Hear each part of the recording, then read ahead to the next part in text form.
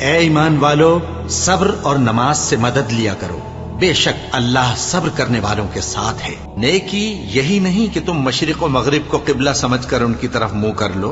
बल्कि नेकी ये है कि लोग अल्लाह पर और रोज़े आखिर पर और फरिश्तों पर और अल्लाह की किताब पर और पैगंबरों पर ईमान लाए,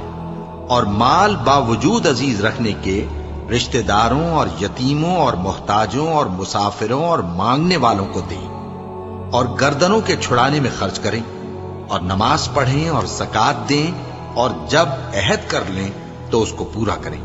और सख्ती और तकलीफ में और जंग के वक्त साबित कदम रहें। यही लोग हैं जो ईमान में सच्चे हैं, और यही हैं जो अल्लाह से डरने वाले हैं। असर की कसम कि इंसान नुकसान में है, मगर वो लोग जो ईमान लाए और नेक अमल करते रहे और आपस में हक पर चलने की तलकीन